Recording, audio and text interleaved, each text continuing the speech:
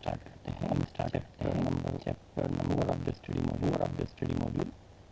Chapter का नाम है financial statement of company. Okay, chapter जो है financial statement of companies. Chapter 4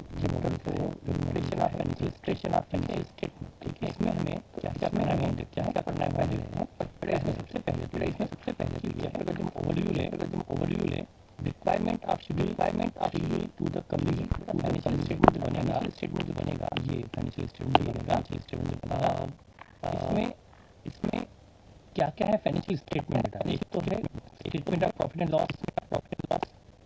okay, दूसरा है बैलेंस शीट, एक कैश फ्लो स्टेटमेंट जो हम पिछले चैप्टर में पढ़ चुके हैं अभी लेटेस्ट, वो जो हमें नहीं पढ़ना है। और बेटा notes and other statement, notes to the balance sheet and notes to the P&L, ये भी फाइनेंशियल स्टेटमेंट कहा जाता है। मतलब अब ये जो नोट्स होंगे ना, वर्किंग नोट, वो भी बैलेंस शीट का हिस्सा होंगे, वो भी statement of profit and loss का हिस्सा होंगे। और उसके अलावा हम आगे भी और देखेंगे। बेटा अब यहाँ पर जो मीनिंग ऑफ कंपनी की बात है, मीनिंग ऑफ कंपनी, वो हमें डिटेल में नहीं पढ़ना है, आप लोग पढ़ लेंगे। बेटा ये सब चीज़ें आप एक बार पढ़ लीजिएगा। कंपनी लिमिटेड बाय गारंटी, क्या होता है company limited by guarantee? Company limited by share. आप जिस कंपनी के बारे में इन जनरल जानते हैं वो है कंपनी लिमिटेड बाय शेयर्स। कैसे बेटा? यदि शेयर्स 100 रुपीज़ का है, फेस वैल्यू 100 रुपीज़ है और शेयर होल्डर उस पर 80 रुपीज़ दे चुका है, तो कंपनी उससे अब मैक्सिमम 100 में से 80 उससे ले चुकी है। अब कंपनी उससे मैक्सिमम 20 रुपीज़ ही कॉल कर सकती है। मतलब वहाँ पर शेयर होल्डर्स की लायबिलिटी लिमिटेड है up to the unpaid value of shares, है ना। तो बेटा वो ही company limited by share. Company limited by guarantee, इसमें क्या होता है बेटा? शेयर होल्डर एक सर्टेन अमाउंट की गारंटी देता है। उसमें लिमिट क्या होती है? जैसे यहाँ पर तो बेटा लिमिटेड बाय शेयर में 100 रुपीज़ तक के लिए रिस्पॉन्सिबल है, वो 100 रुपीज़ पे करने तक के लिए मैक्सिमम, चाहे कंपनी इंसॉल्वेंट क्यों ना हो जाए। लेकिन कंपनी लिमिटेड बाय गारंटी में क्या होता है? शेयर होल्डर एक सर्टेन अमाउंट जो उसने गारंटी दी है कंपनी को, वहाँ तक के लिए रिस्पॉन्सिबल होता है। जिस उसने कह दिया मैं 10,000 तक के लिए रिस्पॉन्सिबल हूँ, तो फिर वो in respect of value of share वो उससे कंपनी 10,000 रुपीज़ तक कॉल कर सकती है। वो है लिमिटेड बाय गारंटी। वो हमारे प्रैक्टिकली हम इस तरह की कंपनी नहीं देखते, जो भी कंपनी देखते हैं वो limited by share. Foreign company बेटा जिसका रजिस्ट्रेशन आउट ऑफ इंडिया हुआ है, आउटसाइड इंडिया हुआ है, लेकिन जिसका प्लेस ऑफ बिजनेस इंडिया वगैरह में है, वो फॉरेन कंपनी हुई। गवर्नमेंट कंपनी बेटा जिसमें गवर्नमेंट का, सेंट्रल हो या स्टेट, जिसका 51% से ज़्यादा शेयर हो। 1% कंपनी मतलब जिसमें एक ही व्यक्ति, वन मैन कंपनी आजकल अलाउड है, आप जानते हैं, जिसमें एक ही व्यक्ति मेंबर है। प्राइवेट कंपनी आप जानते हैं। तो बेटा ये सब चीज़ें जो है ना, private company, public company, small company, unlimited company, ये सब आप पढ़ लीजिएगा इन शॉर्ट। तो ये यहाँ पर प्रैक्टिकल में हम उसको अब नहीं पढ़ रहे। वो होल्डिंग कंपनी क्या होता है, सब्सिडी क्या होता है, तो हमारा एक चैप्टर है सेकंड ग्रुप में, होल्डिंग और सब्सिडी, वो हम वहाँ पढ़ भी लेंगे और यहाँ पर आप खुद भी पढ़ सकते हैं। ठीक है बेटा। अब यहाँ पर हमें जो कंपनीज एक्ट फाइनेंशियल स्टेटमेंट का जो मीनिंग बताया, पेज नंबर 4.8 पर देखिए, ये मीनिंग बताया बेटा। यहाँ पर मैं आपको अभी इंडिकेट नहीं कर पा रहा हूँ। Financial statement as per section 242 subsection 40 of the companies act. देखिए इसमें क्या क्या इंक्लूड है? Balance sheet at the end of the financial year, profit and loss account, या हम कहें तो statement of profit and loss account, cash flow statement, statement of change in equity और एक्सप्लेनेटरी नोट। बेटा इसमें से हमें जो चैप्टर यहाँ पढ़ना है ना, वो हम अभी आगे देखते हैं। तो यहाँ पर ये सब चीज़ें हमको पढ़नी है इस चैप्टर में। ये है meaning of financial statement. Okay, अब यहाँ पर बेटा दूसरा पॉइंट कि हमें जब बनाना है financial statement, points to be kept in mind while preparing financial statement. बेटा हमें जब बनाने हैं फाइनल अकाउंट यानी P&L बैलेंस शीट वगैरह, तो क्या ध्यान रखना है? शेड्यूल 3 की रिक्वायरमेंट ध्यान रखनी है, requirement of schedule 3 of the companies act, other statutory requirement यानी किसी एक्ट की requirement, accounting standard notified by ministry of corporate affair. बेटा हमें AS को भी फॉलो करना है, और जो ICI ने, institute of C of India ने जो गाइडेंस नोट चुकी हैं वो भी ध्यान रखना है। ये सब हमें ध्यान रखते हुए बनाना है फाइनेंशियल स्टेटमेंट। ठीक है बेटा। और यहाँ पर फिर इधर जो कंपनीज एक्ट का सेक्शन 133 है, यहाँ देखिए, यहाँ पर it is mandatory to comply with the accounting standard notified by the central government from time to time। बेटा हमें सेक्शन 133 कहता है कि आपको सारे AS फॉलो करने होंगे while preparing financial statement of company। Okay बेटा, नीचे लास्ट में यहाँ क्या लिखा है? कोई काम का वैसे इशू है नहीं प्रैक्टिकली, बस ये कहा है कि इलेक्ट्रिसिटी कंपनी का कोई अपना फॉर्मेट। हाँ बेटा, बैंकिंग कंपनी का अपना फॉर्मेट है। यहाँ जो नीचे लिखा है specific act applicable, banking company का अपना एक फॉर्मेट है। यहाँ ये बैंकिंग कंपनी है, ये इंश्योरेंस कंपनी है, इसका अपना फॉर्मेट है, इनके अपने एक्ट है, इनका अपना अलग फॉर्मेट है बेटा। ठीक है, लेकिन इलेक्ट्रिसिटी कंपनी का कोई फॉर्मेट ना होने से वो शेड्यूल 3 को ही फॉलो करती है। ठीक है बेटा, अब यहाँ पर जो हमें आगे पढ़ना है वो देखिए,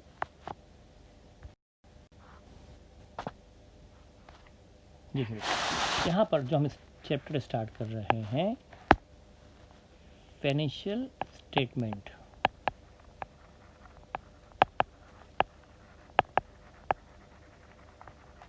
ऑफ कंपनी, ये हमारा चैप्टर का नाम है, मॉड्यूल का चैप्टर नंबर 4 है।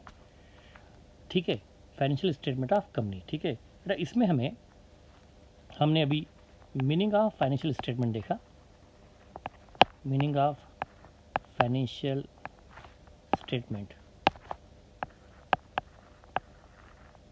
Meaning of financial statement. Number 1 इसमें क्या क्या इंक्लूड है, एक तो है बैलेंस शीट, दूसरा है statement of profit and loss, third है कैश फ्लो स्टेटमेंट, जो हमें अभी नहीं पढ़ना है क्योंकि हम उसको पिछले चैप्टर में पढ़ चुके हैं, कैश फ्लो स्टेटमेंट। बेटा हम इस चैप्टर को पढ़ेंगे इन शॉर्ट क्योंकि इतना डिटेल है कि ये 1 मंथ भी ले सकता है, लेकिन एग्ज़ाम के हिसाब से जितना ज़रूरी है वो ज़रूर पढ़ेंगे, उसमें हम कुछ भी नहीं छोड़ेंगे। आपके एग्ज़ाम पॉइंट ऑफ व्यू से हमारी कवरेज 100% होगी, लेकिन चैप्टर के एंगल से कवरेज 100% नहीं होगी। चैप्टर बहुत वास्ट है, 1 महीना भी कम पड़ता है पूरा फाइनेंशियल स्टेटमेंट की एक एक चीज़ समझने में, लेकिन एग्जामिनेशन पॉइंट ऑफ व्यू से ज़रूरी है, उससे तो हम ज़्यादा ही पढ़ेंगे। ठीक है बेटा, कैश फ्लो स्टेटमेंट हमें पढ़ने की ज़रूरत नहीं। उसके अलावा फिर यहाँ पर आता है नोट्स टू अकाउंट। नोट्स बेटा बैलेंस शीट के साथ और स्टेटमेंट ऑफ पी के साथ जो एक शेड्यूल नोट्स लगेंगे वो भी फाइनेंशियल स्टेटमेंट ही आते हैं। तो बेटा हमें एक तो बैलेंस शीट पढ़नी है, पी पढ़ना है, और नोट्स को तो अलग से पढ़ने की ज़रूरत है ही नहीं, वो उसका हिस्सा हो ही जाएगा। ठीक है, और लास्ट में जो हमें नहीं पढ़ना है सच, क्योंकि उस पर कोई क्वेश्चन दिए हुए नहीं है, statement of change in equity, statement of change in equity. ये कोई क्वेश्चन नहीं बनेगा, बस ये है कि आपकी कैपिटल में क्या ओपनिंग कैपिटल थी, क्या कैपिटल में चेंजेस हुए, कितना एडिशन हुआ, कितना कॉल सीनरियर, कितना कॉल मनी रिसीव एक्सेट्रा। बेटा ये तो मीनिंग है फाइनेंशियल स्टेटमेंट का। ठीक है, अब यहाँ पर अब हमें चैप्टर मतलब from practical point of view, from practical questions point of view कि हमें इसमें किस किस तरह के क्वेश्चन आते हैं। बेटा प्रैक्टिकल पॉइंट ऑफ व्यू हमें क्या क्या पढ़ना है, हमें इस चैप्टर में क्या क्या पढ़ना है। नंबर 1 तो हमें क्या पढ़ना है बेटा, हमें पढ़ना है स्टेटमेंट ऑफ P&L,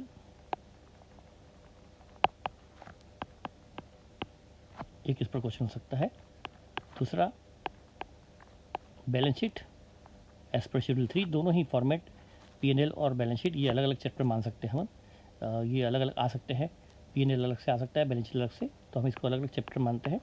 और उसके बाद हमें यहाँ पर जो पढ़ना है maximum managerial remuneration,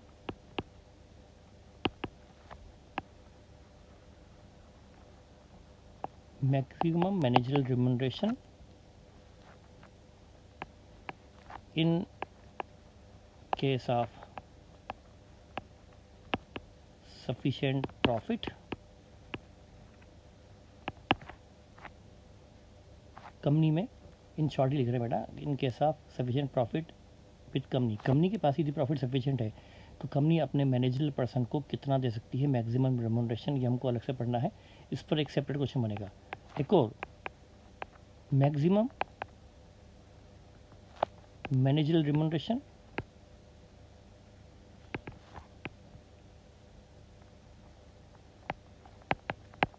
in case of loss or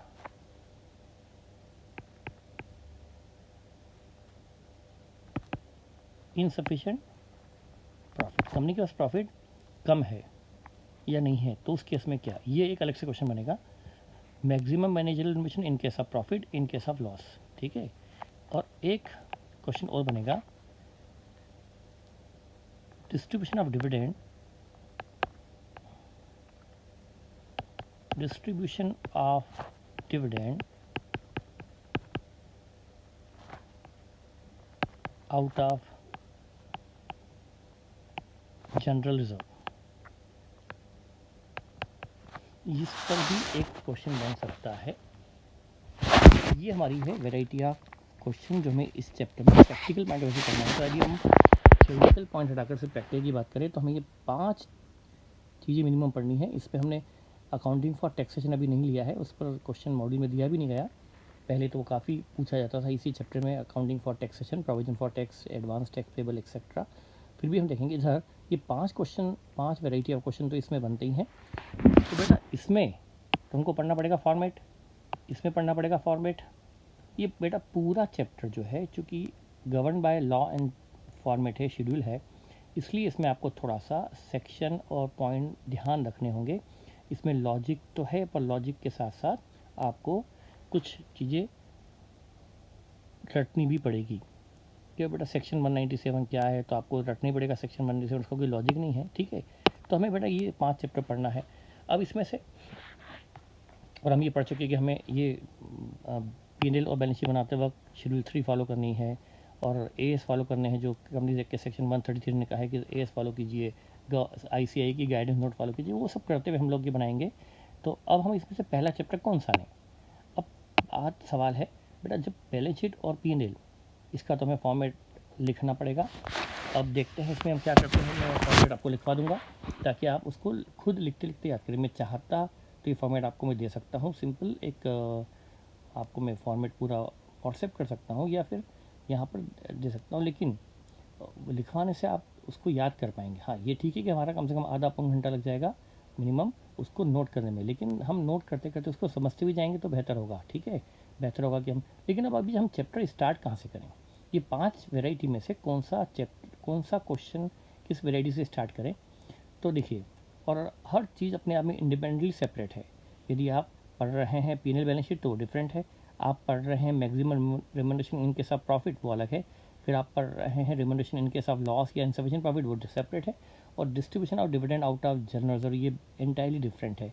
तो किसी में भी ऐसा कोई बहुत ज़्यादा कनेक्शन नहीं है, तो हम इसको 5 वेराइटी मानते हैं। बेटा इस इंटरमीडिएट की यही तो स्पेशलिटी है कि कहने को एक चैप्टर, लेकिन एक चैप्टर के अंदर 5 चैप्टर हैं, 5 वैरायटी ऑफ क्वेश्चन तो यहाँ पर हमें पढ़नी ही है, ठीक है। और इसमें से हम कोई एक सिलेक्ट कर लेते हैं। तो हम इसमें से यदि कोई एक सिलेक्ट करें जो काफ़ी इम्पोर्टेंट है, वो है maximum remuneration in case of sufficient profit. तो हम सबसे पहले स्टार्ट कर रहे हैं बेटा, क्या स्टार्ट कर रहे हैं? Calculation of maximum managerial remuneration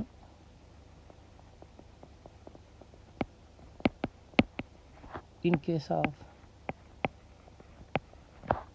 sufficient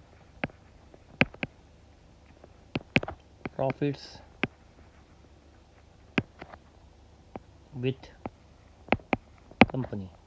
company के पास ये सफिशिएंट प्रॉफिट है, ये पढ़ेंगे बेटा हम सफिशिएंट प्रॉफिट। अभी तो ये मान लें कि उस केस में कंपनी अपने रेम्युनरेशन कितना देती है अपने मैनेजरल पर्सन को, ठीक है बेटा। अब इसमें सबसे पहले तो हम ये देखें कि कोई कंपनी है, उसमें होते बेटा ढेर सारे शेयर होल्डर, है ना बेटा, ये बहुत सारे शेयर होल्डर हैं, और यहाँ डायरेक्टर। अब मैनेजर डायरेक्टर हैं, मैनेजर हैं, ये मैनेजर हुआ, ये डायरेक्टर हुए। अब यहाँ पर जैसे होल टाइम डायरेक्टर हुआ ये। बेटा आप जानते हैं कि कंपनी में ये डायरेक्टर्स और मैनेजरल पर्सन, मैनेजर्स, ये कंपनी में होते हैं इन्फ्लुएंसिंग पोजीशन में, मतलब ये अपने डिसीजन से कंपनी को इफ़ेक्ट करते हैं। देखिए जैसे फॉर एग्जांपल बेटा, अब कोई हम कंपनी का एग्जांपल लें, जैसे एक बहुत सारी कंपनी है जिसको आप जानते हैं, चाहे वो एक अंबानी ग्रुप को भी ले सकते हैं या चाहे तो कोई भी कंपनी है बेटा, वहाँ पर आप जानते हैं डायरेक्टर का रोल क्या होता है और डायरेक्टर की कितनी चलती है। और बेटा आप ये भी जानते हैं कि इनकी कितनी चलती है। अल्टीमेटली अथॉरिटी ये है कि जो डिसाइड करती है कि डायरेक्टर को कितना देना है रेम्यूनरेशन काम करने के लिए। लेकिन बेटा एक्चुअल में ये होते हैं जो अपना रेम्यूनरेशन डिसाइड करते हैं, शेयर होल्डर कंपनी में इन्फ्लुएंसिंग पोजीशन में नहीं होते। उनको वोटिंग पावर होता है, लेकिन किसी के पास 0.01%, किसी को 0.001%। तो बेटा ये डायरेक्टर जो कंपनी में होते हैं इन्फ्लुएंसिंग पोजीशन में, ये क्या कर सकते हैं। फॉर आप जानते हैं बेटा कंपनी चलती है डायरेक्टर के नाम से कई बार। तो अब कोई डायरेक्टर बहुत फेमस है, किसी ने कंपनी बनाई, इसी के नाम से कंपनी चलती है, इसने तो कह दिया कि मैं इस कंपनी में डायरेक्टर के रूप में काम करने के लिए इतने 200 करोड़ रुपीस पर ईयर लूँगा इसे। और बेटा कई बार तो इसका इतना इन्फ्लुएंस होता है कि जो ये चाहे वैसा हो जाता है। अब उस केस में एक्ट जिन लोगों ने बनाया लेजिस्लेटर, उनको ये एक आइडिया था कि ये डायरेक्टर कंपनी के, ये डायरेक्टर क्या कर सकते हैं, अपनी इन्फ्लुएंसिंग पोजीशन का यूज़ या मिसयूज़ करते हुए अपना रेम्यूनरेशन, अपना पैकेज हायर साइट पर फिक्स करवा लेंगे, हायर रेम्यूनरेशन। यदि इन्होंने अपना पैकेज हायर करवा लिया तो बेटा इनको तो अप्रूवल देनी पड़ेगी, क्यों नहीं। तो बोलेगा ठीक है भाई, छोड़ देगा मैं कंपनी। तो बेटर ये है, एक्ट को ये प्रोविज़न बनाना पड़ा, लेजिस्लेटर को ये प्रोविज़न बनाना पड़ा कि इनकी एक लिमिट हो जाए, लिमिट, मैक्सिमम लिमिट, ताकि ये चाह कर भी अपना रेम्यूनरेशन ज़्यादा फिक्स नहीं करवा पाए। अदरवाइज बेटा यदि प्रॉफिट का बड़ा हिस्सा ये लोग ले गए एज ए रेम्यूनरेशन, तो इनको तो कुछ बचेगा ही नहीं। तो हमने अभी क्या लॉजिक पढ़ा, कंपनीज एक्ट जिन्होंने बनाया, companies but that is called legislator, वो जानते थे कि डायरेक्टर अपनी पोजीशन का यूज़ या मिसयूज़ करके अपना रेम्यूनरेशन हायर लेवल पे फिक्स करवा लेंगे। तो उनको इससे रोकने के लिए कंपनीज एक्ट ने इनको कितना दिया जाए रेम्यूनरेशन, उस पर एक लिमिट फिक्स कर दी है, एक सेक्शन इंट्रोड्यूस करके। वो हम यहाँ पर पढ़ेंगे, ठीक है बेटा। तो हम पढ़ेंगे अब यहाँ पर। तो हमने तो ये पढ़ा कि ये चैप्टर का लॉजिक क्या है, ये चैप्टर बना क्यों। तो शुरुआत तो यहाँ से हुई है, ताकि डायरेक्टर अपनी इन्फ्लुएंसिंग पोजीशन का यूज़ मिसयूज़ करके अपना रेम्यूनरेशन हाई लेवल पे फिक्स न करवा पाए, एक लिमिट से ऊपर रेम्यूनरेशन न ले पाए। उसके लिए कंपनीज एक्ट ने सेक्शन 197 में लिमिट फिक्स कर दी, वो हम पढ़ेंगे अभी, ठीक है बेटा। तो आगे बढ़ते हैं। सबसे पहले यहाँ पर नंबर वन तो बेटा मैनेजरियल पर्सन कौन, मैनेजरियल पर्सन। बेटा आपको प्रैक्टिकल में इसमें डेप्थ में आने की ज़रूरत नहीं है, मैं इन शॉर्ट बता रहा हूँ। मैंने आपको कहा ना बेटा ये चैप्टर बहुत वास्ट है, लेकिन हमारे एग्ज़ाम के साथ जितना जरूरी वो हम बिल्कुल 100% पढ़ेंगे। तो आप इन शॉर्ट ही पढ़ें बेटा। यहाँ पर कौन आते हैं, डायरेक्टर्स एंड मैनेजर्स। बेटा अब मैं क्या लिस्ट बनाऊँ, बस ये लोग वो होते हैं जो डिसीजन मेकिंग पोजीशन में होते हैं, जो डिसीजन मेकिंग रोल में होते हैं, और इसीलिए वो होते हैं in the position of influencing position में होते हैं। तो डायरेक्टर एंड मैनेजर्स बेटा, इसमें कंपनी का जो CEO है, चीफ एग्जीक्यूटिव ऑफिसर है वगैरह जो भी है, तो बेटा होल टाइम डायरेक्टर वगैरह सब इसमें आ गए, managing director, executive director, managers भी इसमें आ गए हैं। तो हमको इतनी डेप्थ में भी जाने की ज़रूरत नहीं कि मैनेजरल पर्सन में कौन कौन आता है, क्योंकि एग्जाम में क्वेश्चन आएगा तो सिर्फ मैनेजरल पर्सन लिखा हुआ होगा, तो आपके लिए मैनेजरल पर्सन ही काफ़ी है। पर इन शॉर्ट मैंने बता दिया कि उसमें इंक्लूड होते हैं डायरेक्टर्स, उसमें इंक्लूड होते हैं मैनेजर्स। ओके, तो इतना आपके लिए काफ़ी है। उसके बाद बेटा यहाँ पर आता है रेम्यूनरेशन। रेम्यूनरेशन बेटा इसको भी हमें इन ज़्यादा डिटेल में पढ़ने की ज़रूरत नहीं है ना, लेकिन फिर भी इन शॉर्ट हम देख लेते हैं। तो बेटा इनको रेम्यूनरेशन मतलब क्या क्या है, तो इसको लिख लीजिए। रेम्यूनरेशन मीन्स एनी मनी और its equivalent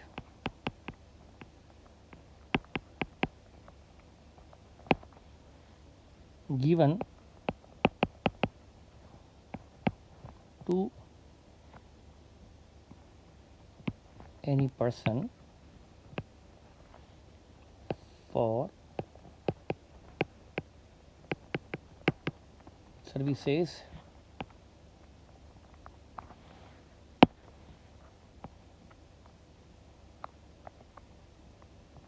rendered by him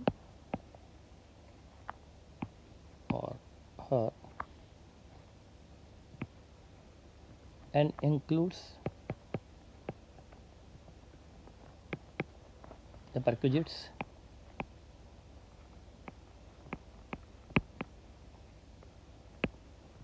मतलब सुविधाएं जो दी जाती है, जैसे servant, free house, free driver, free membership of club, ये सब क्या बोलते हैं?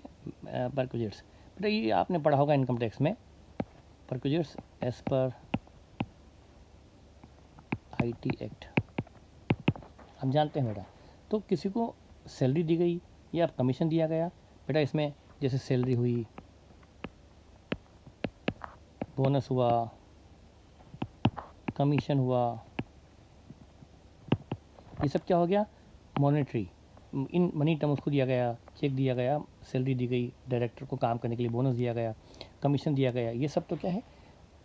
मनी। उसके अलावा उसको जो कोई सुविधाएं दी गई है, फ्री होम, फ्री सर्वेंट, उसका वैल्यूएशन भी इसमें इंक्लूड हो जाएगा, वो भी उसके रेमनरेशन में इंक्लूड होगा। ओके बेटा। या कोई अलाउंसेस हैं, कोई भी अलाउंसेस हैं, पर हमें इतनी डेट में इससे ज़रूरत है नहीं, ये सब कुछ इंक्लूड है ये है रेमनरेशन। ठीक है बेटा। मतलब ये व्यक्ति जो काम कर रहा है, चाहे वो होल टाइम डायरेक्टर हो, चाहे वो मैनेजर हो, चाहे वो एग्जीक्यूटिव डायरेक्टर हो, काम करने के बदले उसको जो सैलरी, उसको बोनस, कमीशन, अलाउंसेस या परक्विजिट्स दी जा रही है, उनका वैल्यूएशन, वो सब इंक्लूड होगा उसके रेमनरेशन में। ओके, तो ये तो मीनिंग हुआ बेटा रेमनरेशन का। अब यहाँ पर हमको पढ़ना है, तो पहली बात तो ये मैनेजरल पर्सन में कौन कौन आता है? Director and managers. बेटा इसमें ध्यान रखिए, यदि कोई CA है, कोई चार्ट अकाउंटेंट है जो अकाउंट डिपार्टमेंट का हेड है, तो वो इस कैटेगरी में नहीं आएगा, वो मैनेजरल पर्सन में नहीं। हमको तो सिर्फ किसको लिखना है? डायरेक्टर्स और मैनेजर्स को। ठीक है बेटा, और इतनी डेप्थ में हमें जाने की ज़रूरत अभी है नहीं।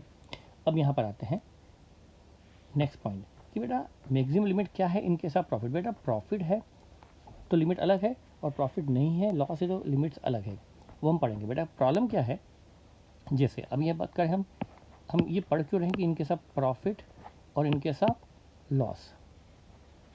क्या बोला बेटा मैंने? जैसे अभी हम आगे पढ़ेंगे, पर इनके साथ profit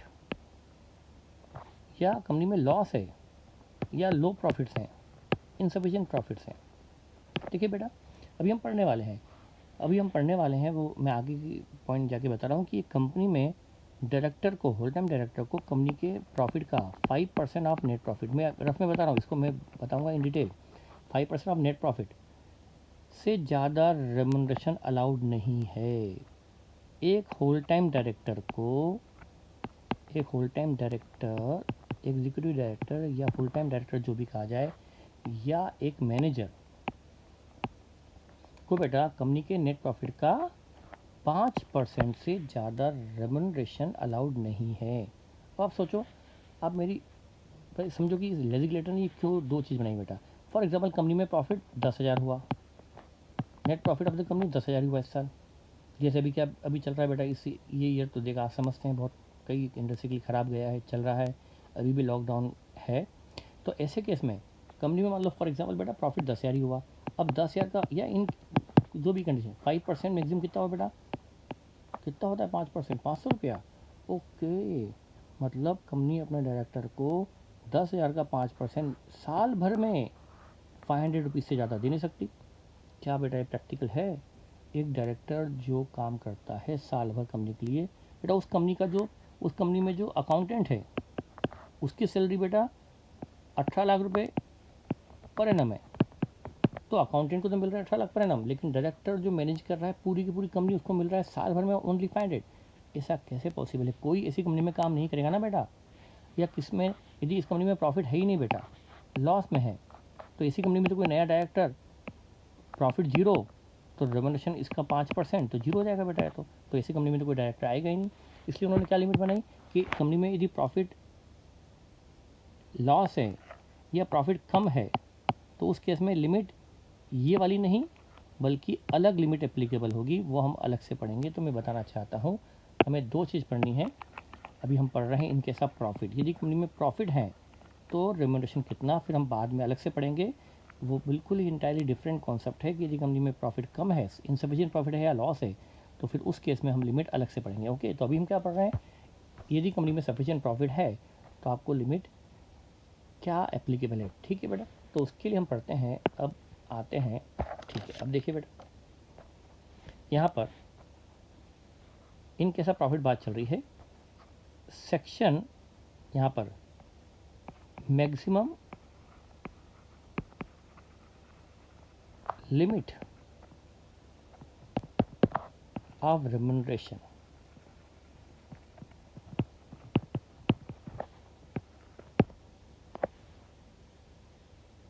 is oblique are given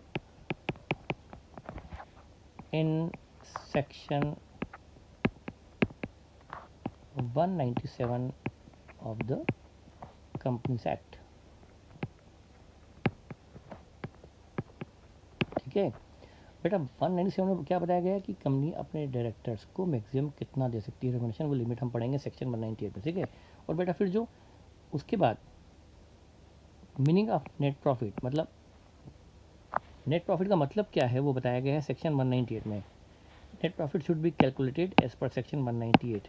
उसी पर्पस के लिए net profit shall be calculated as per section 198 of the Companies Act 2013। ठीक है बेटा, तो सेक्शन 197 तो क्या बताता है कि लिमिट क्या है, और सेक्शन 198 क्या बताएगा कि वो लिमिट जिस प्रॉफिट पर लगेगी वो प्रॉफिट निकाला कैसे जाए।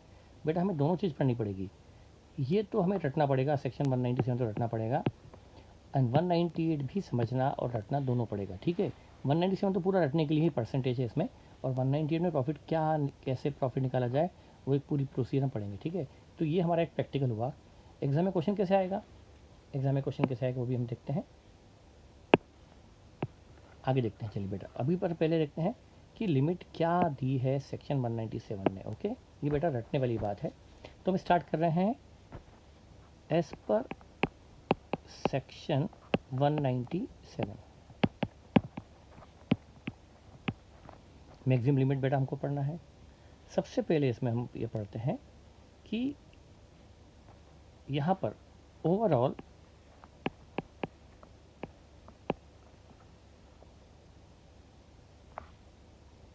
लिमिट पर हम जो पढ़ रहे हैं मैक्सिमम ही पढ़, ओवरऑल लिमिट वो है 11%। ये सब परसेंट बेटा ऑफ नेट प्रॉफिट है, बार बार लिखने की जरूरत नहीं। Overall limit is 11% of net profit, 11%। मतलब कंपनी अपने सबको मिलाकर बेटा, इसमें कौन कौन आ गए, director, whole time, executive, part time या मैनेजर्स, सीईओ, सबको मिलाकर ओवरऑल लिमिट क्या है, 11%। कंपनी अपने प्रॉफिट का 11% से ज़्यादा नहीं दे सकती मैनेजरियल पर्सन को। इसका मतलब यदि प्रॉफिट 100 रुपये हुआ है तो कंपनी अधिक से अधिक 11 रुपया दे सकती है। ये मैं एग्जांपल ले रहा हूँ परसेंट की बात करने के लिए।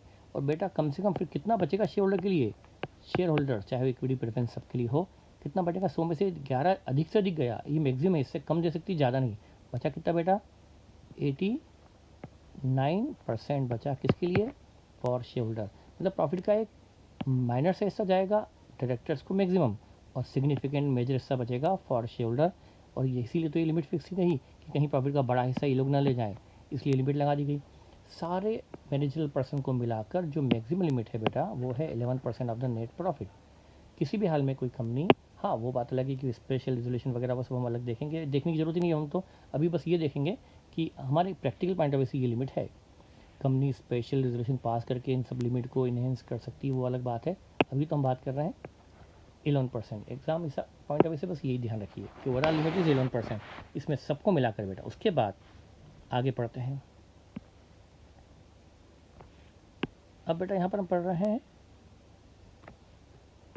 जो लिमिट आगे पढ़ रहे हैं वो देखिए। सबसे पहले यहाँ पर जो हम लिमिट पढ़ रहे हैं, फॉर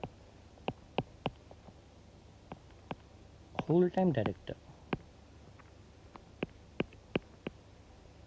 होल टाइम या मैनेजिंग डायरेक्टर बोलते हैं,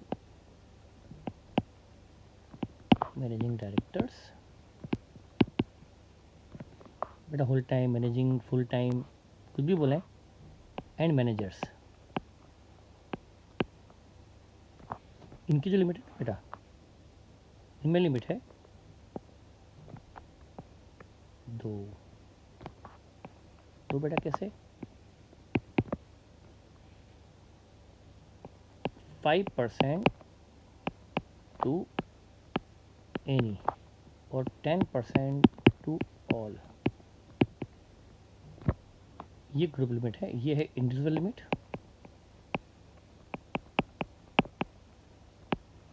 ये है ग्रुप लिमिट। बेटा क्या हुआ, मतलब ये हुआ कि 11% की लिमिट को तो ध्यान रखते हुए हमें 2 लिमिट और ध्यान रखनी है। किसी भी एक व्यक्ति को, एक पर्सन को 5% से ज़्यादा नेट प्रॉफिट का देना अलाउ नहीं है। बेटा कंपनी में ये कोई डायरेक्टर हैं, ये भी एक डायरेक्टर है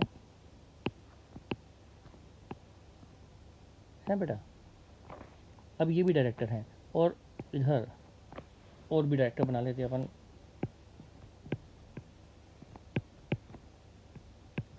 ये भी डायरेक्टर हैं बेटा। अब ये भी सब होल टाइम डायरेक्टर हैं कंपनी में, हो सकता है एक से ज़्यादा मैंने जो भी डायरेक्टर हो या मैनेजर, ये एक डायरेक्टर है, ये डायरेक्टर है, ये मैनेजर है बेटा, सबको मिलाकर कितना 11% तो ठीक है, पर इसमें ये जो हम बात करें होल टाइम डायरेक्टर या मैनेजर्स की, इनकी अपनी एक सेपरेट लिमिट और है।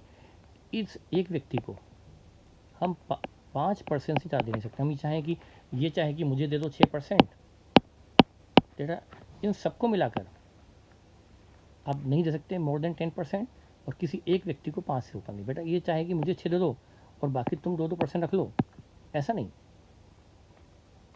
ओवरऑल लिमिट को भी ध्यान रखना है।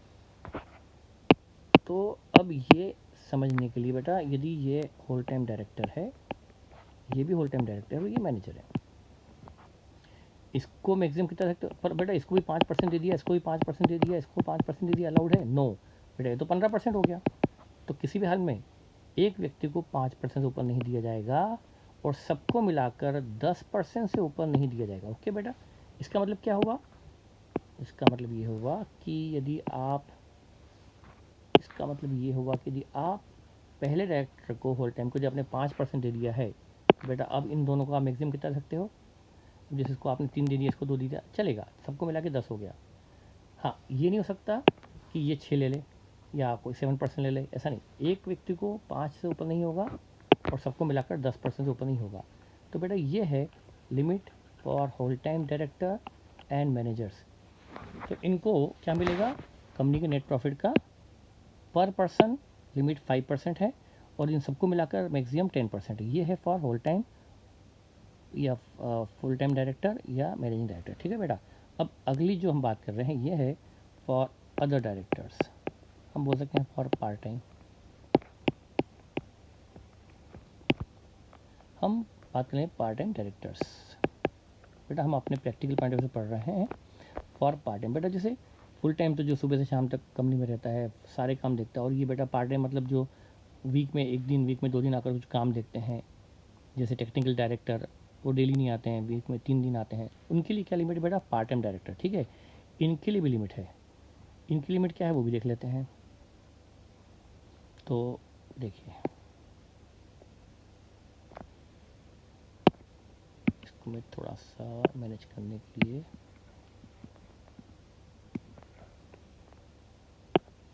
देखिए ये तो सब कुछ सही है,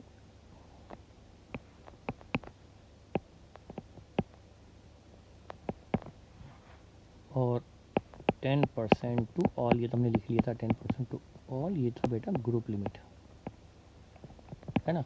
अब यहाँ पर बात कर रहे हैं हम अदर डायरेक्टर की, ठीक है, other director.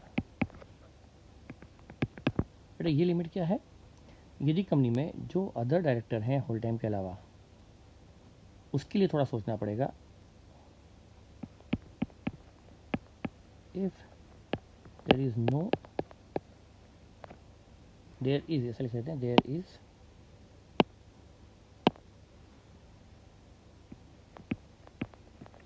Full time director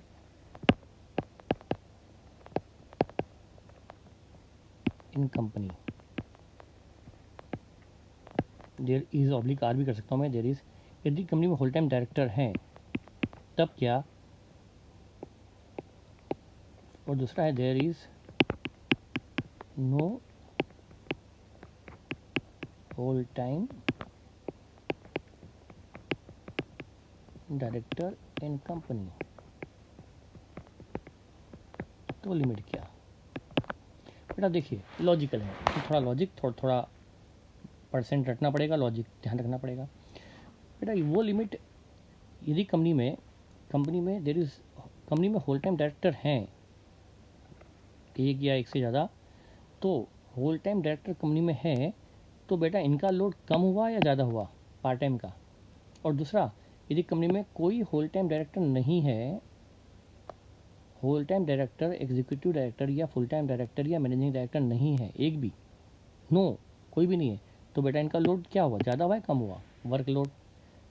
आप समझिए ना बेटा ये लॉजिक, कि अब यदि कंपनी में, अब आप क्लास में मेरे सामने तो है नहीं, तो मुझे आपके रिस्पांस के लिए मैं वेट नहीं कर सकता, तो बेटा क्या करें कि यदि कंपनी में होल टाइम डायरेक्टर हैं तो सारा काम तो ये होल टाइम कर रहे हैं, फर्क तो इनका लोड ज़्यादा है तो इनका लोड कम है, तो इनको सिर्फ 1% ही दिया जाएगा बेटा, 1% टू ऑल, सभी को मिलाकर, ये 1% का नहीं बेटा, सबको मिलाकर 1% के अंदर जितने भी आएंगे, 8 लोग हैं तो सबको मिलाकर 1%।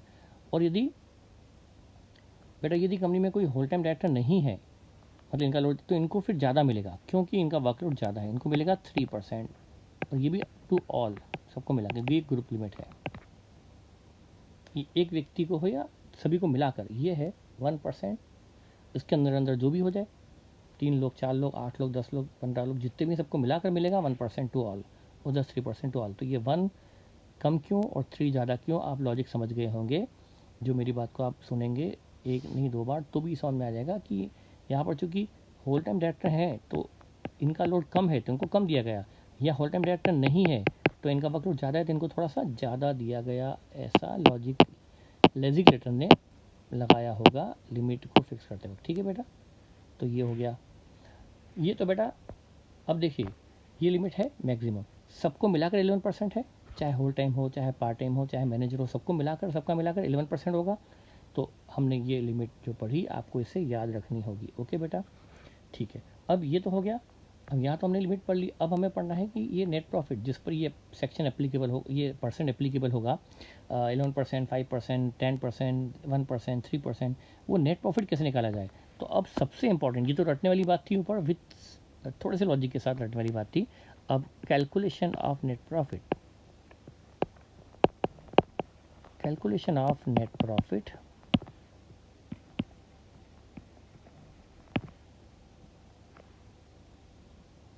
for maximum managerial remuneration। बेटा अब ये कैसे निकाला जाए, है ना, इसको हमें पढ़ना है कि रेमुनरेशन कैसे निकाला जाए। ओके, तो बेटा इसमें हम आगे बढ़ते हैं। ये निकलेगा एज पर सेक्शन 198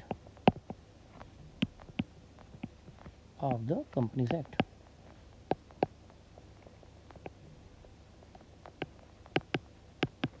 बेटा ठीक है।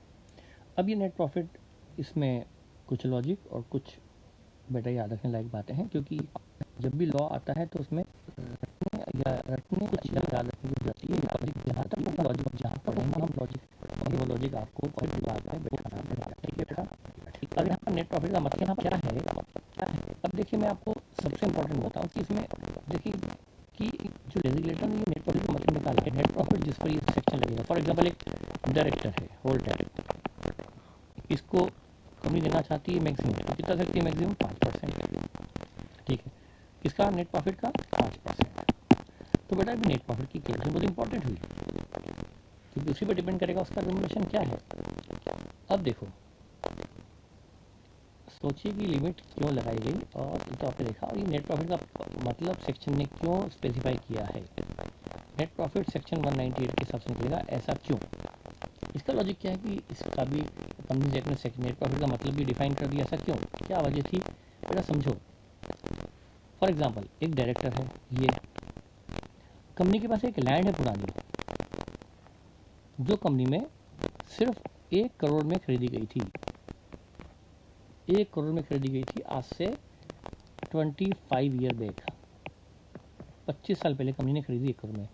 आज ये डायरेक्टर ने आया, ये डायरेक्टर बेटा कंपनी में आया है इसी साल, डायरेक्टर बदल सकते हैं डेफिनेटली। बेटा डायरेक्टर है, इसने इस ज़मीन को बेच दिया 2000 करोड़ में, क्योंकि ज़मीन की वैल्यू बढ़ गई।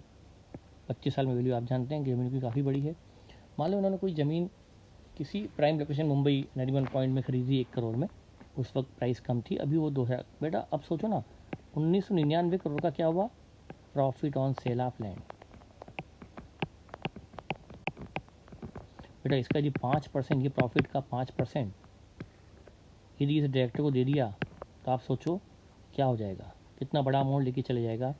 और बेटा ये डायरेक्टर को यदि पता है कि मुझे इस प्रॉफिट का 5% मिलेगा, तो ज़मीन को बेचने के लिए बिल्कुल ईगर टू रहेगा, और कंपनी की ज़मीन बेच दी तो कंपनी का बिजनेस कैसे चलेगा बेटा? तो क्या आपको लगता है कि इस प्रॉफिट का 5% डायरेक्टर को दिया जाना चाहिए? क्या ये प्रॉफिट कमाने में इस डायरेक्टर का कोई रोल है? और क्यों दिया जाए? ये प्रॉफिट तो शेयर होल्डर का है, कंपनी की वर्थ बढ़ेगी, शेयर की वैल्यू बढ़ेगी, ये तो ऑनर्स का है। डायरेक्टर तो अपने वर्कर का रेम्युनरेशन ले ही रहा है, लाइक ए एम्प्लॉय, भले वो एम्प्लॉय की कैटेगरी में नहीं आता, पर काम तो एज एन एम्प्लॉय कर रहा है वो कंपनी चलाने के लिए, उसके लिए उसको मिल रहा है रेम्युनरेशन। तो इस प्रॉफिट का 5% उसे मिलना चाहिए क्या बेटा? बताइए, नहीं मिलना चाहिए। इसीलिए नेट प्रॉफिट का मीनिंग डिफाइन कर दिया गया कि किस प्रॉफिट में उसे हिस्सा मिले, किस में नहीं मिले। तो वो हमें पढ़ना है कि नेट प्रॉफिट का मीनिंग क्या है, ठीक है? वो सेक्शन 198 में दिया गया है कि क्या इस नेट प्रॉफिट में इंक्लूड होना चाहिए, क्या नहीं, क्या घटना चाहिए, क्या घटना नहीं चाहिए, नेट प्रॉफिट कैसे निकाला जाए, उसको बताया गया है, ठीक है बेटा? तो यहाँ पर हम अब मीनिंग समझते हैं नेट प्रॉफिट का, ठीक है? उसके लिए हमें क्या करना चाहिए? मैं आपको सिर्फ बनाता हूँ फॉर्मेट, जिससे आपको एग्ज़ाम में क्या करना है वैसे ठीक रहेगा। तो देखिए बेटा, यहाँ पर हम एग्ज़ाम में भी ऐसे लगभग ऐसा ही होगा। हमने लिया नेट प्रॉफिट एज पर P&L। बेटा स्टेटमेंट ऑफ P&L में जो प्रॉफिट है वो हमने यहाँ पर लिया, नेट प्रॉफिट एज पर P&L। जनरली ये होता है कि प्रॉफिट, चूँकि बेटा प्रॉफिट तो हम निकाल चुके हैं, कहाँ पर? स्टेटमेंट ऑफ P&L में। बेटा प्रॉफिट, अब एक और प्रॉफिट निकाल रहे हैं। मैं आपको थोड़ा सा लाइन सेट के बताऊँ। बेटा हमारे कंपनी में प्रॉफिट 3 निकलते हैं। नेट प्रॉफिट जो कंपनी में निकलते हैं ना बेटा, 3 तरह के प्रॉफिट अलग अलग निकलते हैं एक ही साल के लिए। नेट प्रॉफिट फॉर एग्जांपल 2020 2021 2020-21 के लिए प्रॉफिट निकाला जाए, तो बेटा एक प्रॉफिट तो निकलता है बुक्स में। बुक्स मतलब P&L, जिसको बोलते हैं स्टेटमेंट ऑफ P&L। बेटा जिसको हम पढ़ने वाले हैं बुक्स में। एक निकलता है नेट प्रॉफिट, एक को निकलता है, ये अलग होता है फॉर सेक्शन 197, जो निकाला जाता है सेक्शन 198 में निकाला जाता है, फॉर मैनेजरियल रेम्युनरेशन के लिए नेट प्रॉफिट अलग निकलता है, जो हम अभी निकालेंगे। बेटा ये हम पढ़ने वाले हैं अभी कि कैसे प्रॉफिट निकलता है, स्टेटमेंट ऑफ P&L बना के प्रॉफिट कैसे निकलता है, ये अलग है। और ये नेट प्रॉफिट हम बेटा निकालते हैं रफ में, ये तो हम निकालते हैं बुक्स में, ये निकालते हैं रफ में सिर्फ मैनेजरियल। और बेटा एक प्रॉफिट वो निकलता है फॉर इनकम टैक्स पर्पज, जिस पर टैक्स लगता है। इनकम टैक्स में नेट प्रॉफिट अलग निकलता है, ये भी रफ में निकलता है टैक्सेबल प्रॉफिट निकालने के लिए। बेटा नेट प्रॉफिट कंपनी में ये अलग निकलता है, ये अलग, तीनों अलग अलग होते हैं। ये इनकम टैक्स में काम आता है, और ये भी रफ वर्क है, ये भी रफ वर्क है, ये काम आता है मैनेजरियल रेम्युनरेशन में। और ये वो जिसका CA ऑडिट करता है, जो पब्लिश होता है, जो बुक्स में होता है वो। तो हम यहाँ पर ये वाला नेट प्रॉफिट निकालने जा रहे हैं अभी। ये वाला नेट प्रॉफिट आप पढ़ेंगे इनकम टैक्स में कि प्रॉफिट का मतलब क्या होता है, कौन सा आइटम अलाउड है, कौन सा आइटम डिसअलाउड है, वो इनकम टैक्स एक्ट में। पर यहाँ क्या अलाउड है, क्या डिसअलाउड है, क्या जुड़ेगा क्या नहीं जुड़ेगा, ये सब कंपनीज एक्ट में दिया गया है फॉर मैनेजरियल रिम्यूनरेशन। तो यहाँ पर कंपनी में हम जो प्रॉफिट निकालने जा रहे हैं फॉर मैनेजरियल रिम्यूनरेशन। ओके, तो बेटा हम क्या इसमें ऐड होगा क्या लेस होगा वो हम समझते हैं, ठीक है, वन बाय वन। हम सीधे प्रैक्टिकल ओरिएंटेड ही चल रहे हैं, ठीक है बेटा। सबसे पहले यहाँ पर जो नेट प्रॉफिट है इसमें हमें क्या करना चाहिए, net profit as per PNL. बेटा ये नेट प्रॉफिट हमेशा आफ्टर टैक्स होता है। तो सबसे पहले हम इसमें क्या कर दें, ऐड कर दें tax, provision for tax, provision for income tax, provision for income tax, ये बेटा ऐड कर दें। Provision for income tax add क्यों कर दें, ऐड कर दें provision for income tax made during the year. बेटा हम समझते भी जाएं, ऐड कर दें ये तो हर जगह लिखा हुआ है, पर क्यों ऐड कर दें इसको समझना पड़ेगा। और बेटा ये चीज़ आपको मैं व्हाट्सएप पे समझा नहीं पाऊँगा, वीडियो देखकर ही आपको अच्छे से समझना होगा। एक नहीं 2 बार वीडियो देखें, लेकिन उसके बाद आप कोई डिस्कशन करना चाहते हो अलग बातें पर, बोले सर आप ये समझा दो, तो ये बड़ा डिफिकल्ट होता है। जो मैं यहाँ समझा रहा हूँ आप उसको यहाँ ठीक से देखते नहीं हैं और फिर व्हाट्सएप पे पूछेंगे इसका लॉजिक क्या है। बेटा ये लॉजिक में आप आर्ग्यू करना चाहें तो बिल्कुल आप डिस्कस करें, लेकिन पहले ये लॉजिक को तो समझें कि क्यों जोड़ा जा रहा है। बेटा समझिए कि नेट प्रॉफिट क्यों जोड़ा है। बेटा इन शॉर्ट कहूँ तो टू अवॉइड डबल टैक्सेशन। देखिए बेटा ये मिस्टर कपूर हैं, ठीक है, ये हैं कंपनी में डायरेक्टर, फुल टाइम डायरेक्टर। इनको बेटा कंपनी से 5 लाख रुपीस पर मंथ मिलता है, या जो भी है, यूँ कहूँ मैं कि जो भी मिलता है, ये कंपनी का नेट प्रॉफिट है बिफोर टैक्स। मान लो कंपनी का प्रॉफिट है 80 करोड़, इस पर कंपनी को टैक्स लगा मान लो 20 crore. For example net profit after tax 60 crore. अब इनका जो रिम्यूनरेशन है वो है मान लो 2% ऑफ नेट, मैक्सिमम 5 है बेटा, मैक्सिमम 5 है, ऐसा थोड़ा कि 5 ही देना है, 5 तो मैक्सिमम है, पर कंपनी कितना दे रही है इनको होल टाइम को, 2% ऑफ नेट प्रॉफिट, ठीक है। अब बेटा 2% दे रही है। अब देखें जो इस 2% कौन से प्रॉफिट का हो, इसका या इसका, ये 2% किस पे लगाए, नेट प्रॉफिट का मतलब 80 करोड़ या 60 करोड़, यानी बिफोर टैक्स या आफ्टर टैक्स। 2% किसका लगाया जाए, 80 करोड़ बिफोर टैक्स वाले, बताइए। और ये चीज़ का ध्यान रखिए बेटा कि जो नेट रिम्यूनरेशन टू डायरेक्टर होगा, जो कि होगा 2% ऑफ नेट प्रॉफिट, वो डायरेक्टर के यहाँ टैक्सेबल है, ध्यान रखिए, ये taxable in the hand of director. यदि ये डायरेक्टर के हैंड में टैक्सेबल है तो ज़रा सोचिए बेटा, कुछ काम तो सोचने का आपको करना ही पड़ेगा। अब आप बताइए क्या होगा बेटा, क्या सोचते हैं आप, कौन से प्रॉफिट का 2% दिया जाए। यदि आपने 60 का 2% दिया, इसका मतलब उसने 20 का 2% भी बियर कर लिया, तो बेटा उसको तो टैक्स डबल बियर करना पड़ गया ना, यहाँ पर भी, कंपनी में भी और पर्सनली भी। तो कोई भी व्यक्ति टैक्स को एक ही बार बियर करेगा, डबल टैक्सेशन क्यों उस पर एप्लीकेबल हो, तो वो सिंगल टाइम ही इनकम टैक्स बियर करेगा। जब वो यहाँ टैक्स पे कर रहा है पर्सनली, तो उसे दूसरी बार टैक्स बियर नहीं करना है। तो बताइए बेटा अब आपका लॉजिक क्या कहता है कि प्रॉफिट 2% जिस पर हम लगाने वाले हैं वो बिफोर टैक्स हो या आफ्टर टैक्स हो। तो आई होप आपको अपना दिमाग भी लगाना चाहिए, और मैंने अपनी तरफ से बता भी दिया है। आप बहुत अच्छे से सोचेंगे तो आपको दिक्कत नहीं आएगी, और यदि सोचेंगे नहीं तो फिर तो आपको मैं 4 बार बताऊँगा तब भी आपको समझ में नहीं आएगा। तो बेहतर है आप खुद अपना दिमाग लगाएं, मैंने लॉजिक बता दिया, लॉजिक समझा भी दिया। और उस लॉजिक को समझने के बाद उस पर एफर्ट्स तो बेटा आपको डालने पड़ेंगे कि अब लॉजिक क्या है। तो वो टैक्स यदि हमने 60 लाख का बेटा 2% दिया ना, 60 लाख का 2% दिया ना, यदि हमने इसको 60 का आफ्टर टैक्स का, तो उसने टैक्स बेटा 20 लाख का भी 2% बियर कर लिया, और यहाँ तो उसको टैक्स देना ही है। इसलिए प्रॉफिट हमेशा बिफोर टैक्स होना चाहिए। तो क्या करेंगे बेटा, हम यदि नेट प्रॉफिट में टैक्स घटा हुआ है और नेट प्रॉफिट का मतलब ही आफ्टर टैक्स होता है, तो हमें वो टैक्स वापस जोड़ देना चाहिए। टैक्स डायरेक्टर बियर नहीं करेगा, कंपनी का टैक्स डायरेक्टर बियर नहीं करेगा, वो तो शेयर होल्डर बियर करेंगे। डायरेक्टर बियर क्यों नहीं करेगा, क्योंकि वो पर्सनली बियर करता है। तो यहाँ पर क्या लिख दिया अपन, क्यों एड बैक किया, टू अवॉइड डबल टैक्सेशन। बेटा ये लॉजिक एग्जाम में लिख के आने की जरूरत नहीं है, ये आपके लिए है। मतलब director will not bear tax of company,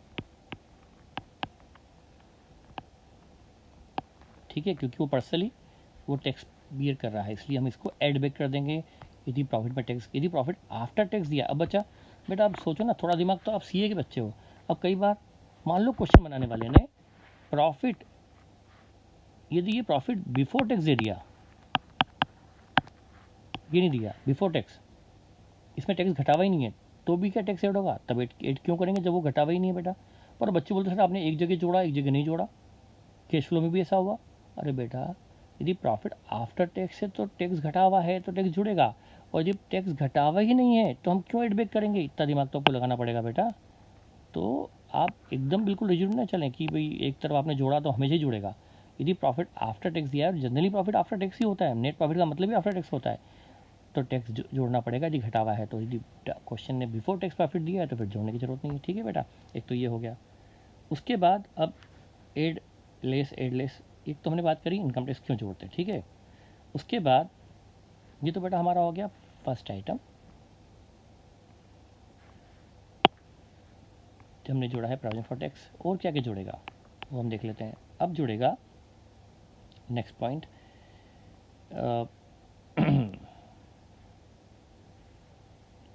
यदि देखिए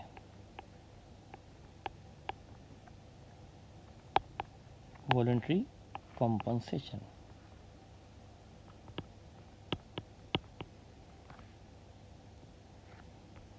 देखिए voluntary compensation,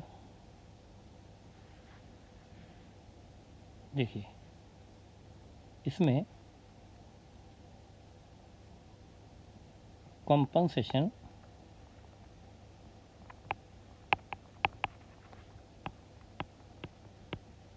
as per act, as per compensation act लिखूँ या एज पर एक लिखूँ, in short as per act is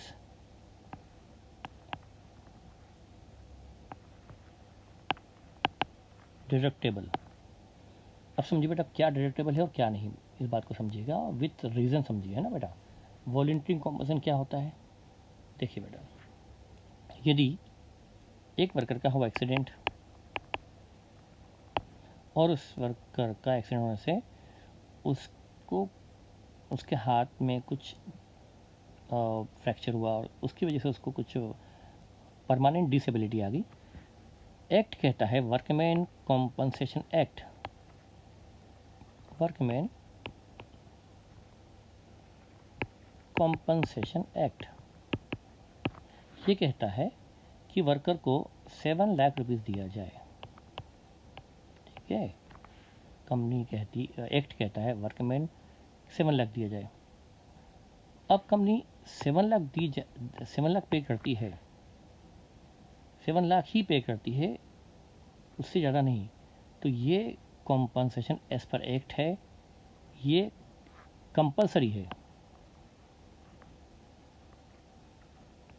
ये कंपलसरी है या वॉलंटरी, बताइए ये कंपलसरी है या वॉलंटरी, पहले तो ये समझे, मतलब कंपलसरी या वॉलंटरी। एक्ट कहता है कि 7 लाख दो, तो बेटा ये कंपलसरी है या वॉलंटरी, डेफिनेटली जब एक्ट कहता है तो ये देना जरूरी है, तो ये क्या हो गया, कंपलसरी। ओके, ये हो गया कंपलसरी।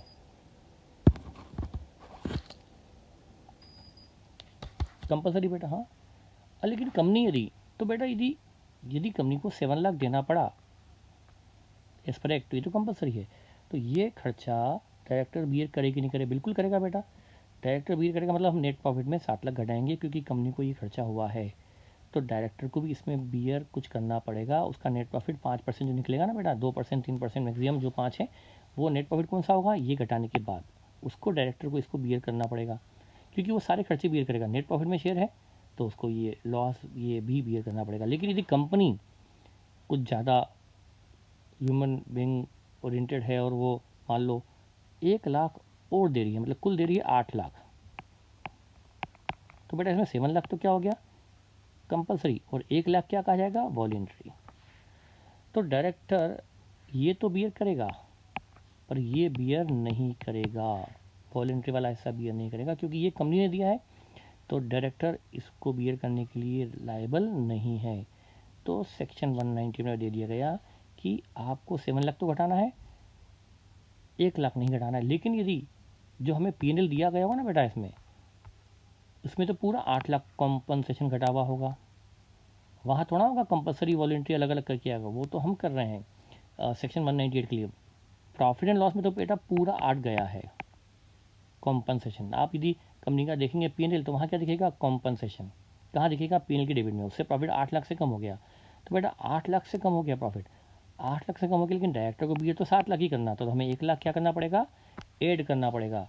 तो वॉलेंट्री कॉम्पनसेशन यदि क्वेश्चन में है, वो डायरेक्टर बियर नहीं करेगा, वो डायरेक्टर बियर नहीं करेगा, इसलिए नेट प्रॉफिट में इसको वापस जोड़ देंगे। इससे प्रॉफिट बढ़ जाएगा और बढ़े प्रॉफिट में डायरेक्टर को शेयर मिलेगा। वो कौन सा बियर करेगा? 7 लाख वापस एडबैक नहीं करेंगे, तो 7 लाख वो बियर करेगा, मतलब 7 लाख घटा रहेगा। Compensation as per act is deductible, 7 deductible है, ये एज पर एक्ट है, लेकिन वॉलेंट्री वाला डिडक्टेबल नहीं है। ठीक है बेटा, ये लॉजिक है। अब आपको ये लॉजिक यदि नहीं समझ में आता है तो 2 बार सुनिए, 3 बार सुनिए, लेकिन समझिए। तो ये है वॉलेंट्री कॉम्पनसेशन, डायरेक्टर बियर नहीं करेगा, कंपलसरी वाला बियर करेगा, और उसके ऊपर वाला है वो हमें एड बैक कर देना होगा। Is it okay? ठीक है बेटा, ये हो गया। अब आता है थर्ड पॉइंट, क्या क्या और एड बैक कर दें वो देखिए। हम यहाँ पर प्रोविजन फॉर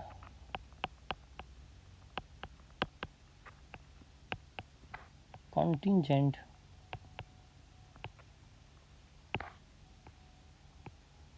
losses,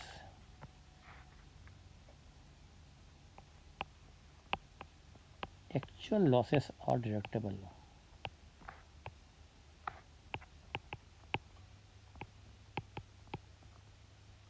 बेटा क्या कहा गया? प्रोविजन फॉर कॉन्टिजेंट लॉसेस यदि घटे हुए तो ऐड कर दो, लेकिन एक्चुअल लॉसेस, अब देखिए यहाँ पर क्या हुआ बेटा। फॉर एग्जांपल किसी कंपनी ने, आप जानते हैं बेटा डायरेक्टर ये है, मिस्टर डायरेक्टर जो भी हैं, ये 2019-20 में है, अगला साल 2020-21 है, 20-21 है ना।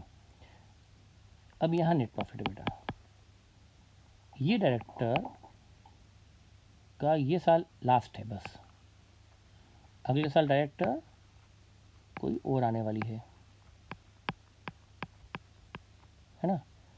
तो बेटा ये डायरेक्टर, अब ये नेट प्रॉफिट है, इस नेट प्रॉफिट में provision for doubtful dates 2 crore घटाया गया। बेटा अभी कोई बेड डेट्स है नहीं,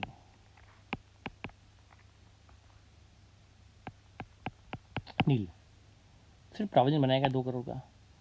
अब बेटा इस प्रोविजन में से बेड डेट सेट ऑफ कब होगी? अगले साल, यहाँ होगी, यहाँ होगी, अगले साल होगी। तो ये प्रोविजन जो बनाया गया, बट अभी इसके टाइम में तो बेड डेट्स हुई नहीं, तो ये तो कहेगा कि मैं इस प्रोविजन, और ये प्रोविजन तो बनाया गया फ्यूचर के लिए, तो बेटा फ्यूचर के लॉसेस के लिए ये बियर क्यों करें? तो यहाँ पर क्या होता है, एक्चुअल लॉसेस यदि हैं, हाँ एक्चुअल बेड डेट्स है तो ये बियर करेगा, लेकिन प्रोविज़न ये बियर नहीं करेगा। ये रूल कंपनीज एक्ट में सेक्शन 198 में बनाया गया है। इसमें आर्ग्यू इट्स एंड बट्स हो सकते हैं, लेकिन ये रूल बनाया गया है कि डायरेक्टर एक्चुअल लॉसेस बियर करेगा, बैड डेट्स हुई है तो बियर करेगा, लेकिन provision for bad debts bear नहीं करेगा, क्योंकि प्रोविजन घटा हुआ है नेट प्रॉफिट में। तो हमें क्या करना चाहिए, प्रोविजन फॉर कॉन्टिजेंट लॉसेस को एड बैक कर देना चाहिए। इसमें एग्जाम्पल क्या हो गया, डेट इज, जैसे एग्जाम्पल की बात करें तो जैसे debt is for example provision for doubtful debts, provision for bad debts, ये प्रोविजन जोड़ देना चाहिए। हाँ, बैड डेट्स या एक्चुअल बैड डेट्स तो अलाउड है, वो घटी रहेगी, लेकिन प्रोविजन घटा हुआ है तो वो हमें जोड़ देना चाहिए। इज इट ओके बेटा? तो ये भी जुड़ जाएगा, ठीक है। ऐसे हमें 1 बाय 1 चीज़ें याद भी रखनी पड़ेगी और विथ लॉजिक भी। इस वीडियो को आपको एक नहीं, 2 बार नहीं, बल्कि 3 बार देखें तो भी दिक्कत नहीं है समझने के लिए। एक एक पॉइंट को आपको रटना नहीं तो समझने के लिए आपको इसको 2-3 बार देखना पड़ेगा, ठीक है बेटा। ये भी हो गया। और क्या ऐड करें, अब यहाँ पर यदि आइटम्स ऑफ अप्रोप्रिएशन,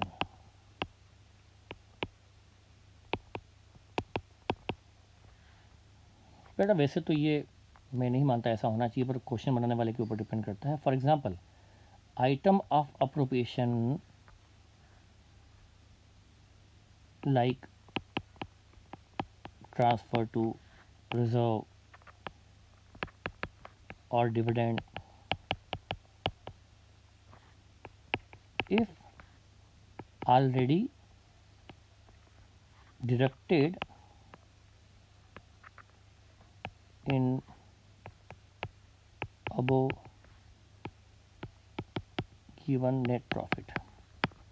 बेटा आपको सभी कभी घटाना है। जैसे क्वेश्चन में ट्रांसफर टू रिजर्व, वो कोई खर्चा नहीं है जिसको डायरेक्टर बियर करे। बेटा समझिए आप, ये कंपनी का P&L है, ये GP है, यहाँ सैलरी है, रेंट है, इंटरेस्ट है, रिपेयर शिपेयर है, यहाँ पर, अब यहाँ पर आ गया ट्रांसफर टू रिजर्व, और फिर नेट प्रॉफिट आया। बेटा मैं मानता हूँ कि रिजर्व यहाँ आना नहीं चाहिए, ये P&L में नहीं आना चाहिए, अप्रोप्रिएशन में आना चाहिए, पर मेरे कहने से क्या होता है, क्वेश्चन बनाने वाले को देखना पड़ेगा ना, उसने गलती से या जो भी किया रिजर्व भी यहाँ ले लिया, नेट प्रॉफिट ये दिया हुआ है, तो क्या रिजर्व में ट्रांसफर डायरेक्टर बियर करेगा? क्या उसको नेट प्रॉफिट का 5% नेट प्रॉफिट इसका मिलेगा? वो बेटा सैलरी बियर करेगा, रेंट बियर करेगा, इंटरेस्ट ऑन डिवेंचर बियर करेगा, रिपेयर शिपेयर बियर करेगा, सारे खर्चे बियर करेगा वो, क्योंकि उसको बियर करना है नेट प्रॉफिट का 5% निकालने के लिए। लेकिन रिजर्व में ट्रांसफ़र या डिविडेंड में प्रपोज डिविडेंड या इंटरिम डिविडेंड या प्रेफरेंस डिविडेंड, ये सब डायरेक्टर बियर नहीं करेगा, क्योंकि ये खर्चा नहीं बल्कि प्रॉफिट का अप्रोप्रिएशन है। तो यदि कोई आइटम ऑफ अप्रोप्रिएशन गलती से घटे हुए हैं, बेटा फिर से बोल रहा हूँ, वैसे ये आइटम घटना नहीं चाहिए P&L बनाते वक्त, पर यदि क्वेश्चन बनाने वाले ने क्वेश्चन ऐसा बना दिया है क्वेश्चन को स्पेशल बनाने के लिए कि उसने ट्रांसफर रिजर्व भी घटा रखा है, डिविडेंड भी घटा रखा है, तो हमें वो आइटम जो यूजुअल एक्सपेंसेस नहीं है, वो आइटम ऑफ अप्रोप्रिएशन यदि घटे हुए हैं तो जोड़ देना चाहिए। समझिएगा बात को अच्छे से, ठीक है बेटा। यदि घटे हुए हैं तो जोड़ना चाहिए, घटे हुए नहीं है तो मत जोड़ो। उसके बाद क्या आता है बेटा, यदि P&L में मैनेजर रिम्यूनरेशन घटा हुआ है तो वो भी जोड़ दो, क्योंकि बेटा ये तो हम निकालने जा रहे हैं। क्यों जोड़ें, यही तो निकालने जा रहे हैं कि कितना होता है, कितना होगा। तो जब ये चीज़ पता ही नहीं कि कितना होगा तो हम कैसे इसको अभी से ले सकते हैं? हाँ, कंपनी ने डाल रखा है P&L में, क्योंकि उसने एडॉक बेसिस पर दे दिया होगा कुछ मंथ वाइज वगैरह। हम ईयर एंड में फिर से देख रहे हैं कि कितना दे सकते थे मैक्सिमम। तो मैक्सिमम रेम्यूनरेशन निकालने के लिए रेम्यूनरेशन में पता नहीं है, वो हम निकालने जा रहे हैं। यदि किसी वजह से वो किसी भी रीज़न से P&L में रेम्यूनरेशन घटा हुआ है तो उसको आप वापस जोड़ दें, क्योंकि यही तो हमें पता करना है। अभी इसको अननोन मान लें, ठीक है, ये भी जोड़ना होगा। If already debited in P&L, यदि P&L में डेबिटेड था तो उसको जोड़ दें, ठीक है बेटा। और क्या क्या जोड़ना है, एक और चीज़ देखिए, loss of capital nature, loss of capital nature, loss of capital nature. बेटा अभी जैसे मैंने बताया था कंपनी ने ज़मीन बेची, अभी मैंने बताया था कि 1 करोड़ की ज़मीन बुक में बेची 2000 करोड़ में, ये प्रॉफिट हुआ 1999 करोड़। ये प्रॉफिट कौन सा है, कैपिटल प्रॉफिट। डायरेक्टर को इसमें हिस्सा नहीं मिलेगा, कैपिटल प्रॉफिट में हिस्सा नहीं मिलेगा, ये हमने पढ़ा था। जब कैपिटल प्रॉफिट में उसको हिस्सा नहीं मिलेगा, वो शेयर नहीं करेगा, तो कैपिटल लॉस वो बियर नहीं करेगा। लॉजिक, कैपिटल प्रॉफिट में उसको हिस्सा नहीं मिलेगा तो कैपिटल लॉसेस भी वो बियर नहीं करेगा। ठीक है, तो बेटा उसी तरह से कोई कैपिटल लॉस हुआ, जैसे किसी भी तरह का, कोई ज़मीन थी 10 करोड़ की बुक में, वो बेचनी पड़ी 2 करोड़ पर। क्या हुआ, उस ज़मीन के बारे में कोई इशू आ गया, टेक्निकल कोई टाइटल इशू आ गया, ज़मीन की वर्थ घटकर 2 करोड़ रह गई, 8 करोड़ का लॉस हुआ बेटा। कौन सा लॉस है? Capital loss. जब कैपिटल प्रॉफिट में उसको हिस्सा नहीं मिलता तो कैपिटल लॉस वो बियर क्यों करे?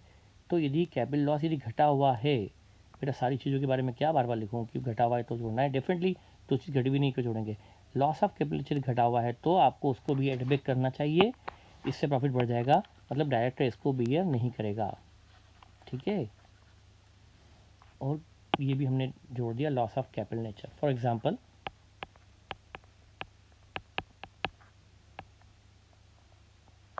Loss on sale of land या इन्वेस्टमेंट एक्सेट्रा। आपको तो सिर्फ वहाँ पर क्या लिखा रहेगा? Capital loss. तो ये हम वापस जोड़ देंगे। ठीक है बेटा, ये भी ऐड कर देंगे। और क्या ऐड करेंगे? एक हम ऐड करेंगे depreciation as per books, as per P and L. P L में जो डेप्रिसिएशन है वो जोड़ना पड़ेगा। इसका मतलब क्या डायरेक्टर डेप्रिसिएशन पी एल नहीं करेगा? नहीं बेटा, करेगा। वो ये वाला नहीं, एक और डेप्रिसिएशन हम जो निकालेंगे जो कंपनी एक्ट में दिया गया है अलग से, वो वाला घटेगा। तो बेटा ये वाला हमें क्या करना पड़ेगा? जोड़ना पड़ेगा, और दूसरा वाला घटाना पड़ेगा अभी। तो ये डेप्रिसिएशन जो है पीएल में घटा हुआ है, ये तो हम एड बैक कर देंगे, और एक नया वाला डेप्रिसिएशन जो कंपनीज एक्ट की स्पेशल शेड्यूल में दिया गया है, जो कंपनीज एक्ट की रेट के हिसाब से निकाला गया हो, तो वो डिडक्टेबल है, तो वो हम घटाएंगे, लेकिन जो ऑलरेडी पीएल में घटा हुआ है वो जोड़ देंगे। तो ये हमने एड बैक कर दिया depreciation as per P and L as per books. बाद में हम नया वाला डेप्रिसिएशन घटाने वाले। ठीक है बेटा, ये भी हो गया। और क्या जोड़ें? ये भी हो गया। तो ये तो एक फॉर्मेट में हमने ले लिया कि क्या क्या जुड़ेगा। बेटा आज के लिए इतना ही काफ़ी है। अब इसके आगे और क्या पढ़ेंगे वो हम पढ़ेंगे नेक्स्ट लेक्चर में। Thank you.